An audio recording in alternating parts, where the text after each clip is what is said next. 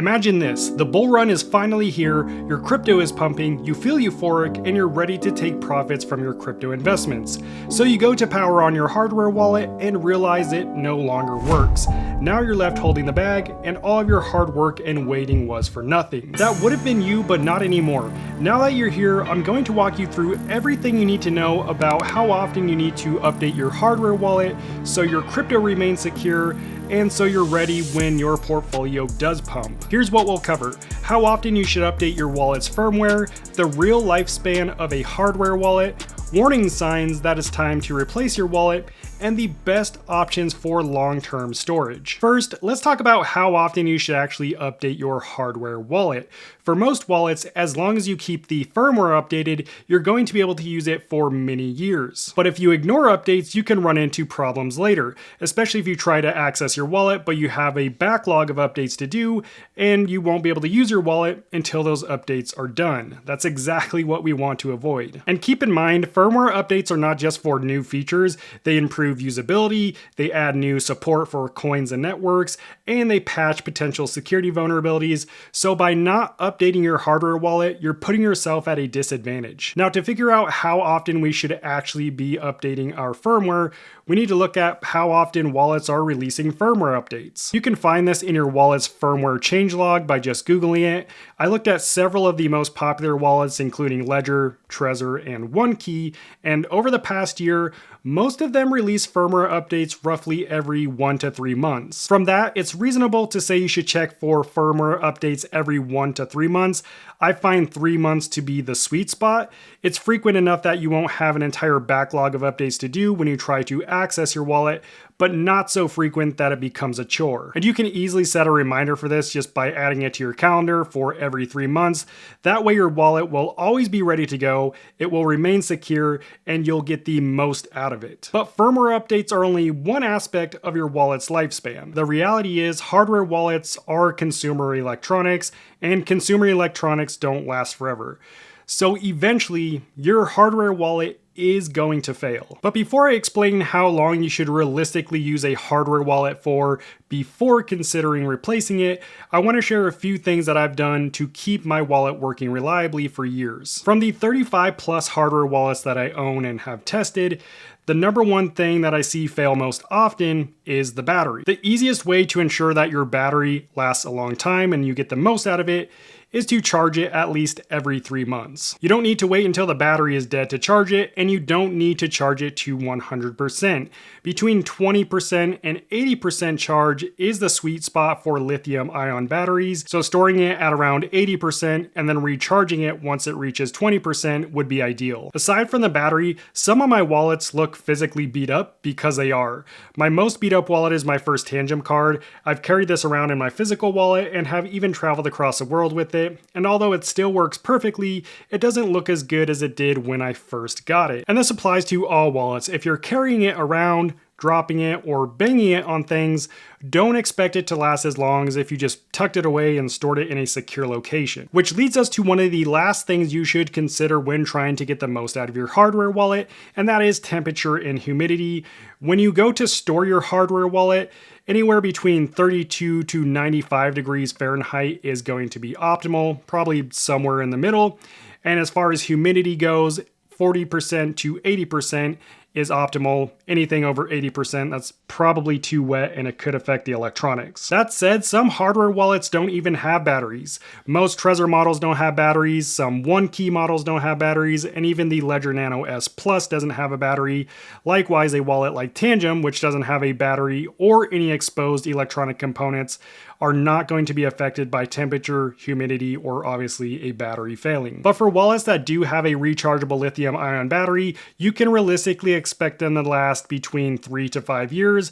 My Ledger Nano X lasted me about 3 years before the battery finally failed. As for wallets that don't have batteries but have a screen, you can expect them to last at least 10 years, as we've seen with the first ever hardware wallet, the Trezor Model 1, which was released in 2014, with some users still reporting that their wallet works more than 10 years later. But whether your wallet still powers on or not, isn't the only thing you should consider when thinking about upgrading to a new wallet. Security is just as important. Most hardware wallets use a special security chip called a secure element.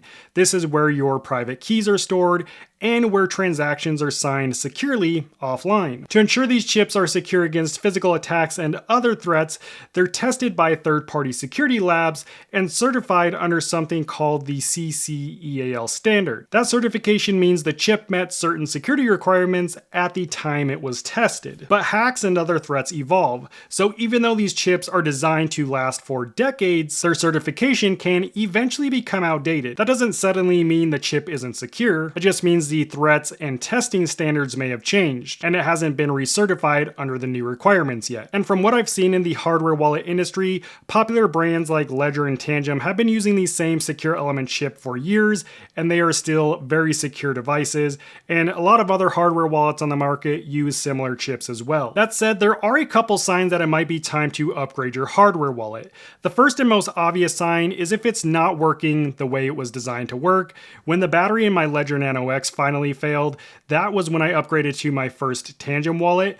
And although I can technically still use my Nano X while it's plugged in, it's not functioning as designed, so I've upgraded. The second sign is when the wallet manufacturer stops supporting firmware updates for your specific model. If that happens, your device won't receive new features, no new coin or network support, or important security fixes. So it might be time to move on or upgrade to a new model if that's the case. This recently happened with the original Ledger Nano S. Ledger stopped supporting firmware updates for that specific model, and although it still technically works, as time goes on, it becomes more and more outdated. Overall, it's unrealistic to think you'll be using the same hardware wallet 20 years from now.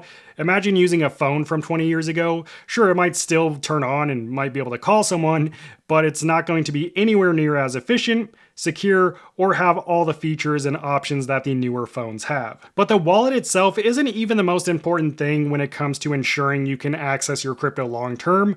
More on that in a minute. That said, I do believe there are certain hardware wallets that are naturally going to last longer than others that you can realistically use for 5 to 10 years. So if longevity is my goal, here's what I would be looking for. First, since batteries are usually the first thing to fail, you might want to consider using a hardware wallet without a battery. But there are trade-offs. Sure, you don't have to worry about the battery failing one day, but you will have to use the wallet plugged into a power source. So this kind of wallet will likely best be used as a desktop wallet. It's not one that you're going to travel with or move around. Also, even wallets with batteries like my Ledger Nano X, it can still be used plugged in after the battery fails, but I wouldn't rely on that. Some batteries can swell over time, and if that happens, the device will likely be unusable. The second thing to consider is choosing a company with a proven track record.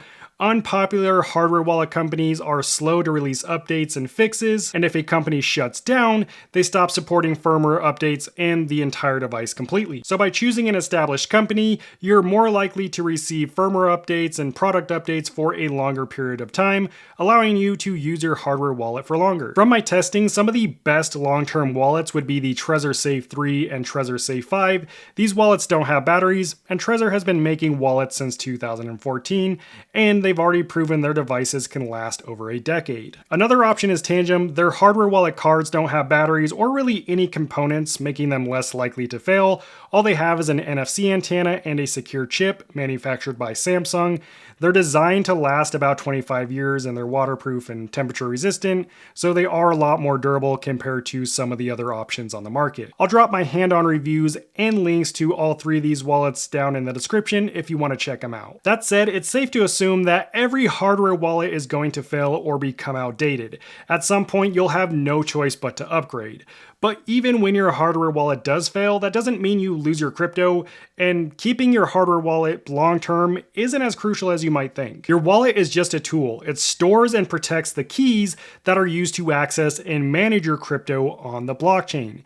So the more important thing to consider or worry about is protecting the keys that are used to access and manage your crypto, aka your seed phrase. As long as you have your seed phrase, you can regain access to your crypto using virtually any compatible wallet. That's why creating a physical backup of your seed phrase is far more important than choosing a wallet that's going to last you 20 plus years, which probably doesn't exist, and not just storing your seed phrase on a piece of paper, which could get damaged by a fire or flood or if you spill coffee on it, but on something that is going to last you a lifetime, like a metal seed phrase plate. I use the Keystone Tablet Plus to store my seed phrases, but there's a lot of other options on Amazon as well.